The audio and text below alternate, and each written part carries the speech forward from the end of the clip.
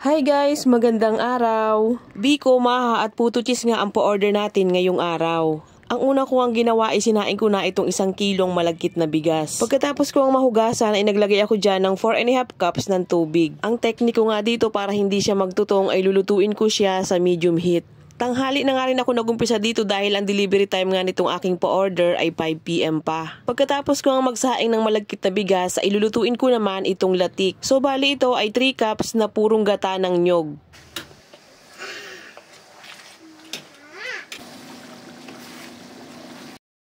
Pagka ganito nga na medyo naglalatik na siya ay nilagay ko na sa low heat yung apoy para hindi siya masunog. Pagka ganito ngang brown na siya ay pinatay ko na yung apoy para hindi siya masunog kasi napakadaling masunog ng latik. Dali-dali ko ngang kinuha yung latik dahil kahit walang apoy yan ay patuloy pa rin niya naluluto dahil mainit yung mantika. Pagkaalis ko nga ng latik ay nilagay ko lang yung apoy sa low heat and then nilagay ko na yung 1/2 kilo ng brown sugar. Then hinalo-halo ko lang yan hanggang sa ma-absorb ng coconut oil yung ating asukal. Hindi naman natin kailangang tunawin yan dahil mamaya habang hinahalo natin yung malagkit ay matutunaw din yan. At inilagay ko na itong 1 kilong malagkit.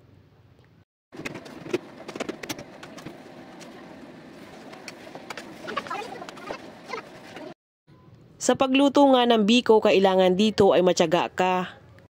Bukod nga sa medyo matagal siyang lutuin ay medyo masakit sa braso sa paghalo. After ilang minutes nga ay makunat na itong ating biko kaya naman pinatay ko na yung apoy at nilagay ko na sa bilao. Ito nga palang order sa akin ni customer ay half biko at half maha sa medium size na bilao. Yung mga pasobra ko nga dito ay inilagay ko sa tab at ibebenta ko rin sa aking mga suki.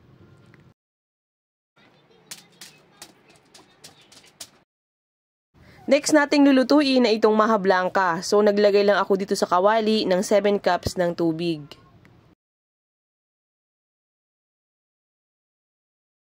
Pagkatapos ay nilagay ko na itong 1 lata ng whole corn. Kalahating bar ng margarine, ang gamit ko dito ay buttercup. Then gagamit din ako dito ng 3 sachet ng powder milk. So, Bird's Tree nga pala ang gamit ko dito dahil ito ay malinamnam. Pwede naman kayong gumamit ng ibang brand ng powder milk. Then haluin lang natin yan para matunaw yung ating mga sangkap na nilagay.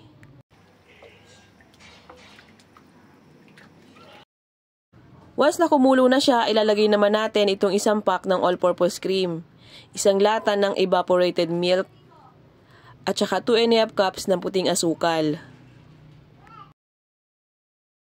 Hihintayin natin ulit yan kumulo para ilagay naman natin yung ating cornstarch.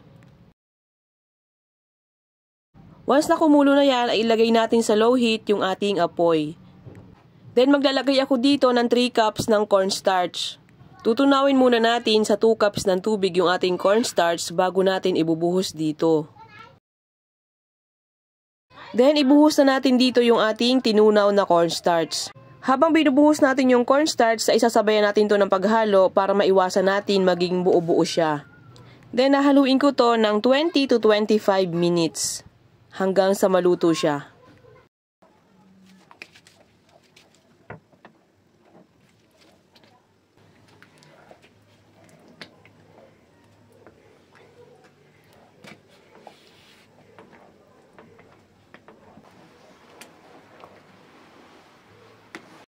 So ayan, after 25 minutes ay luto na itong ating maha, medyo mabigat na siyang haluin. Habang mainit pa yan ay diretso na nating ilagay dito sa ating bilao. Meron nga din itong mga pasobra kaya ilalagay ko din sa tab at ibebenta ko rin sa aking mga suki.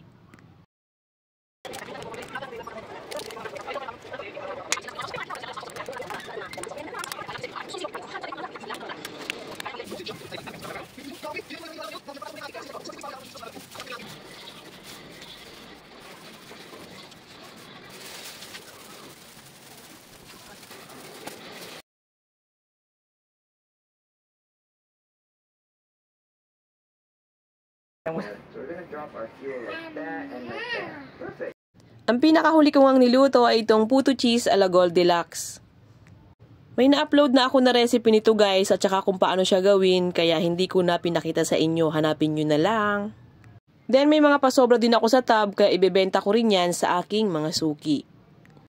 At pagkatapos nga ay hinatid na rin namin sa aking suki. Thank you Ma'am Jeline! At ayun lang for today's video. Bye!